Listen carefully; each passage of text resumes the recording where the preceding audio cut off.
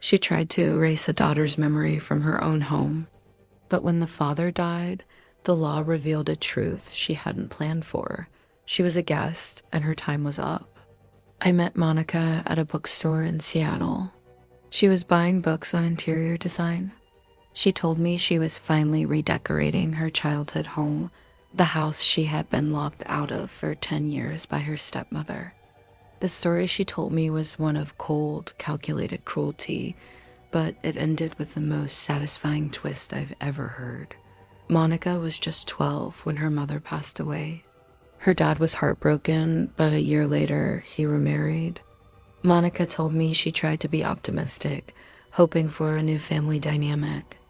But her new stepmother, Corinne, saw her as an obstacle, a living reminder of her father's first wife. It started small. Corinne would accidentally put away photos of Monica's mom. Then she started redecorating room by room, systematically erasing any trace of the family that lived there before her. Monica's bedroom was moved to the smallest room in the house, the one by the noisy laundry room. When Monica complained, her father, trying to keep the peace, would just say, "Just try to get along for me." As Monica grew up, the house became a place she dreaded. Corinne treated her like an unwelcome guest. If Monica left a cup in the living room, Corinne would text her father at work to complain about the mess. Holiday dinners were tense, with Corinne making passive-aggressive comments about Monica's life choices in front of everyone. The warmth and love Monica associated with her childhood home were completely gone, replaced by a cold, sterile environment where she felt like she was constantly walking on eggshells. When Monica finally left for college, it was a relief. She rarely came back to visit, and when she did, she stayed in hotels. The house her mother had lovingly decorated, the garden her mother had tended, it was all gone. Karen had even painted over the height chart in the kitchen where Monica's father had marked her growth every year. That one hurt the most. Years passed. Monica built her own life, but the pain of losing her home never truly faded. Then the call came. Her father had passed away suddenly from a heart attack. Monica was devastated. She flew home immediately, bracing herself to deal with Corinne, who was now the grieving widow.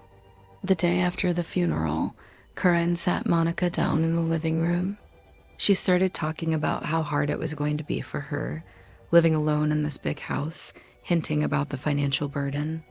She was setting the stage to ask for money, to solidify her claim on the house and everything in it. But Monica just listened silently. When Karen finally finished her speech, Monica calmly reached into her bag and pulled out a thick envelope. She placed it on the coffee table between them. "What's this?" Karen asked, looking confused. "It's two things," Monica said, her voice steady. "The first is the trust document my father set up for me 20 years ago, before he ever met you.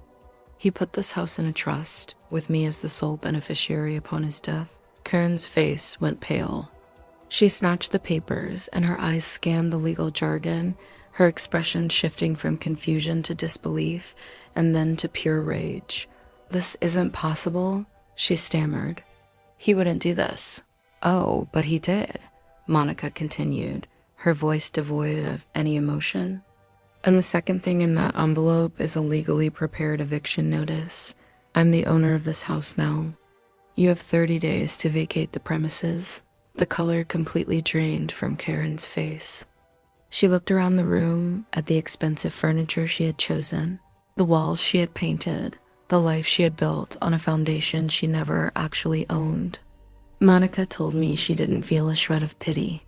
For years, Corinne had treated her with zero warmth, zero compassion. She had erased Monica from her own home, so Monica was just returning the favor. She was erasing Corinne.